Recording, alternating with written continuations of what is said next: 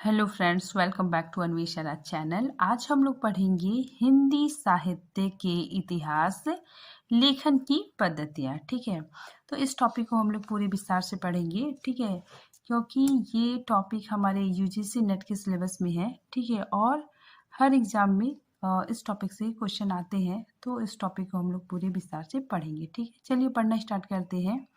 देखिए, साहित्य का अस्तित्व समाज से अलग नहीं होता है। ठीक है, तो साहित्य का अस्तित्व समाज से अलग नहीं होता है। ठीक है, साहित्य कर्म की पूरी प्रक्रिया सामाजिक व्यवहार का ही एक विशिष्ट रूप है।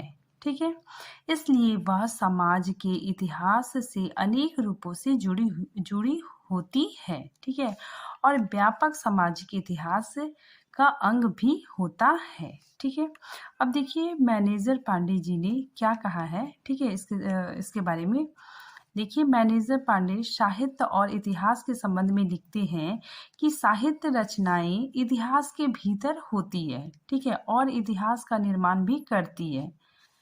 ठीक है, रचना का अस्तित्व इतिहास के भीतर होता है। ठीक है, तो इनका कहना है कि रचना का जो अस्तित्व है वो इतिहास के भीतर होता है, इतिहास के बाहर नहीं होता है। ठीक है, और कृतियों की उत्पत्ति में इतिहास की सक्रिय भूमिका होती है।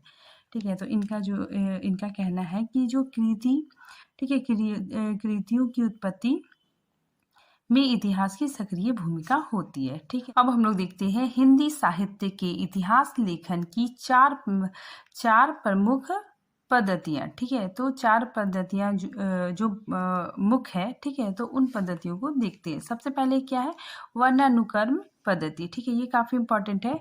इसमें देखिए, वर्णानुक्रम पद्धति में रचनाकारों का विवरण उनके नाम के पहले वर्ण के क्रम से दिया जाता है। ठीक है, तो वर्णानुक्रमी पद्धति में क्या होता है कि जो कवि होते हैं, ठीक है, तो कवियों का विवरण उनके नाम के पहले अक्षर, ठीक है, पहले वर्ण या पहले अक्षर के क्रम से दिया जाता है। ठीक है, उदाहरण के लिए देखिए सरहप्पा, तुलसीदास, ठीक है, घनानंद और कुंवर नारायण। ठीक है, तो इन कवियों को अगर हम वर्णानुक्रम पद्धति में रखते हैं तो सबसे पहले कौन कवि आएंगे, कुंवर नारायण। ठीक है, उसके बाद फिर घनानंद। ठीक है, उसके बाद फिर तुलसीदास। ठीक है, उसके बाद फिर शरप्पा। ठीक है, तो इसको अगर हम लोग वर्णानुक्रम पद्धति में देखते हैं तो कुंवर नारायण इसका लेटर क से है। ठीक है, फिर घनानंद हो गया। ठीक है, फिर ये घ से है, फिर तुलसीदास त से है, फिर शरप्पा श से है। ठीक है, तो इसमें वर्णानुक्रम में क्या होता है कि कवियों का विवरण उनके नाम के पहले अक्षर या फिर पहले वर्ण के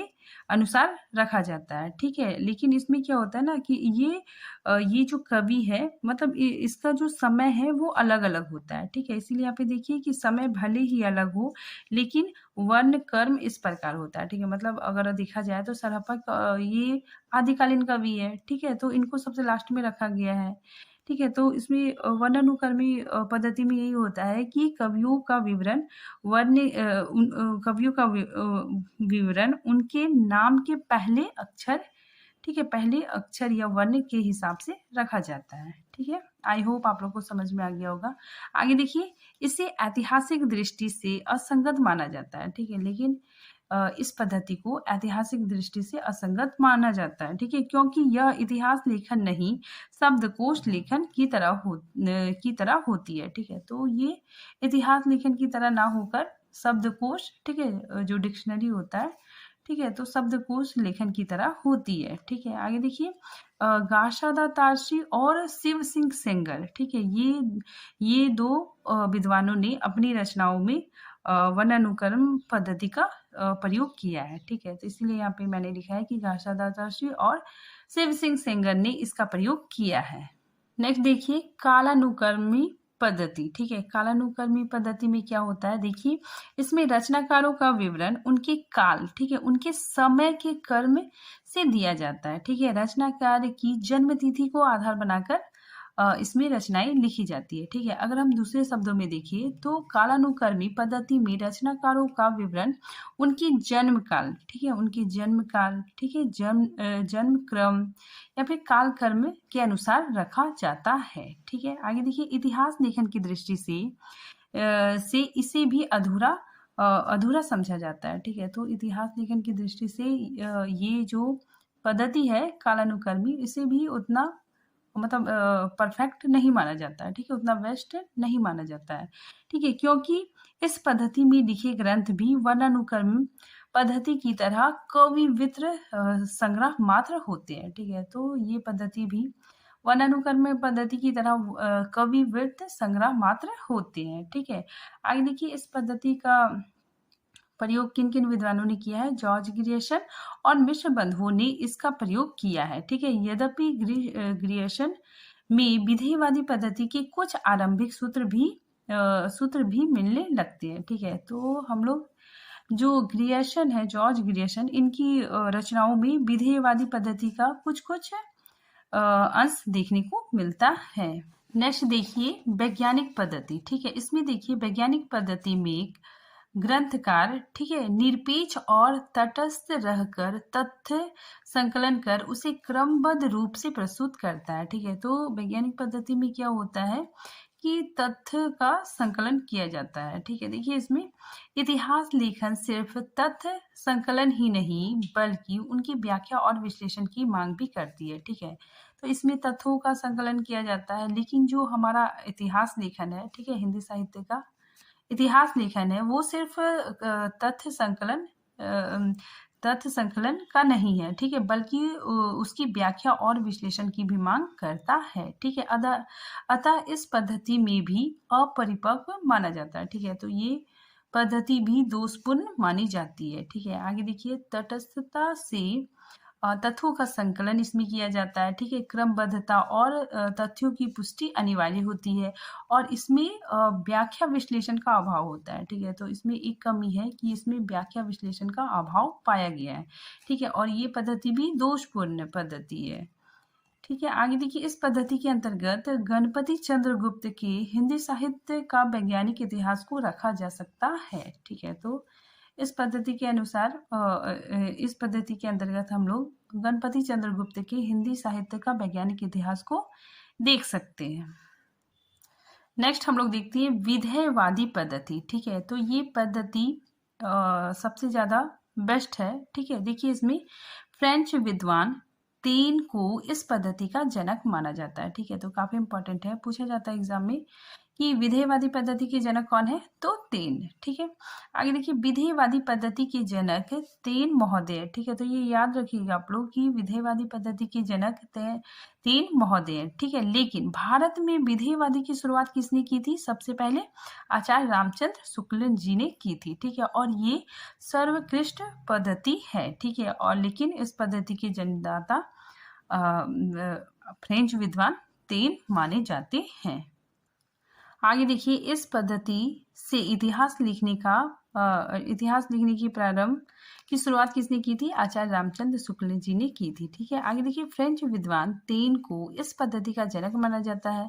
तेन ने इस पद्धति को 3 शब्दों के माध्यम से स्पष्ट किया है, ठीक है। तो तेन महोदय ने इस पद्धति को 3 शब्दों के माध्यम से स्पष्ट किया है। देखिए कौन कौन है, जाति, ठीक है, इसको इंग्लिश में रेश बोलते हैं, ठीक है। वातावरण, इसको इंग्लिश में मिलियो बोलते हैं, ठीक है। फिर क्षण विशेष, इसको इंग्लिश में मॉन्यूमेंट कहते हैं, ठीक है। देखिए इस पद्धति के अनुसार किसी भी साहित्य के इतिहास को समझने के लिए उससे संबंधित जातीय परंपराओं, ठीक है, राष्ट्रीय और सामाजिक वातावरण एवं सामाजिक परिस्थितियों का अध्ययन विश्लेषण आवश्यक है, ठीक है। नेक्स्ट देखिए विधेयवादी पद्धति को इतिहास लेखन की व्यापक, स्पष्ट एवं विकसित पद्धति माना जाता है, ठीक है। तो विधेयवादी पद्धति को इतिहास लेखन की व्यापक और स्पष्ट, ठीक है, स्पष्ट और विकसित पद्धति मानी गई है, ठीक है, क्योंकि इसके द्वारा साहित्य की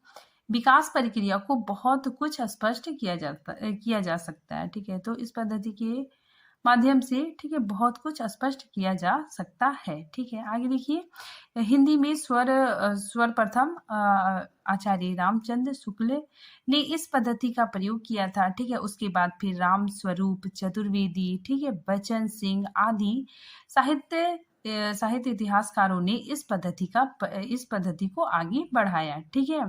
नेक्स्ट देखिए हिंदी साहित्य के इतिहास में आचार्य रामचंद्र शुक्ल ने युग परिस्थितियों का मूल्यांकन के साथ साथ, ठीक है, तो इन्होंने क्या किया, युग परिस्थितियों के मूल्यांकन के साथ साथ उन प्रवृत्तियों का संकेत किया जो किसी रचनाकार के काव्य मूल्यों के निर्धारण में सहायक और प्रभावी होते हैं।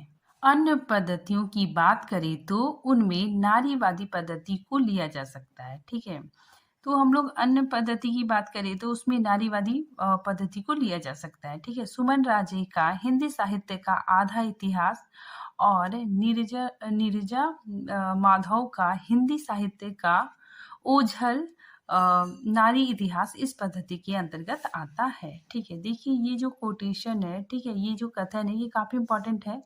ठीक है, इससे पिछले वाले वीडियो में, ठीक है, मैंने इसकी चर्चा की थी। ठीक है, तो ये काफ़ी इंपॉर्टेंट है, तो आप लोग याद रखिएगा कि आचार्य रामचंद्र शुक्ल का कथन है कि प्रत्येक देश का साहित्य वहाँ की जनता की चित्तवृत्तियों का संचित प्रतिबिंब होता है। ठीक है, आदि से अंत तक इन्हीं चित्रवृत्तियों की परंपरा को परखते हुए साहित्य परंपरा के साथ उसका सामंजस्य बिठाना ही साहित्य कहलाता है। ठीक है, तो ये कथन किसका है, आचार्य रामचंद्र शुक्ल जी का है। ठीक है, क्योंकि इससे संबंधित क्वेश्चन बहुत बार पूछे जा चुके हैं। ठीक है, आगे देखिए, राम स्वरूप चतुर्वेदी का कथन है कि कवि का काम यदि दुनिया में ईश्वर के कामों को न्याय उचित ठहराना है तो साहित्य के इतिहासकार का काम है कि कवि के कर्मों को साहित्य इतिहास की विकास प्रक्रिया को न्याय उचित दिखा सकना। ठीक है, तो आज ये टॉपिक यहीं पे खत्म होता है। ठीक है, मिलते हैं नए टॉपिक के साथ, तब तक के लिए थैंक यू।